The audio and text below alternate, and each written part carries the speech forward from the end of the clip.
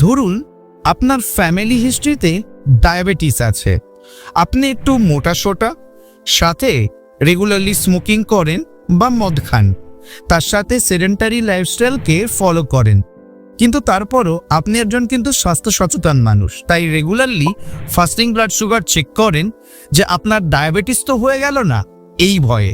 কিন্তু যতবারই আপনি ফাস্টিং ব্লাড সুগার চেক করছেন, দেখছেন আপনার সুগার লেভেল একদম নর্মাল। কিন্তু প্রশ্ন হচ্ছে, এরপরও কি আপনার সুগার ডেভেলপ করতে পারে বন্ধুরা? উত্তরে হচ্ছে হ্যাঁ পারে। কিন্তু কেন জানেন? তার কারণ হচ্ছে insulin resistance. Normally fasting blood sugar, postprandial blood sugar বা HbA1c এইগুলো আমরা ডায়াবেটিস ডায়াগনোসিস করার জন্য ব্যবহার করি। কিন্তু ইনসুলিন রেজিস্ট্যান্স আসে কিনা এটা ধরার জন্য মোটেই এটা কিন্তু সেন্সিটিভ টেস্ট নয়।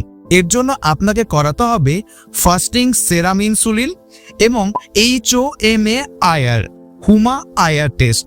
যদি আপনার হুমা আয়ার 2-এর থেকে বেশি হয়, তাহলে কিন্তু অলরেডি আপনার শরীরের মধ্যে ইনসুলিন রেজিস্ট্যান্স শুরু হয়ে গেছে এবং ভবিষ্যতে সেটা আপনার সুগারের আকার কিন্তু ধারণ করবে।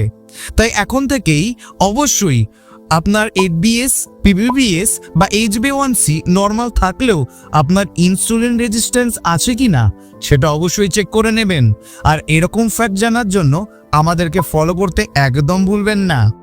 আর অবশ্যই আপনার মতামত কমেন্টে জানাবেন।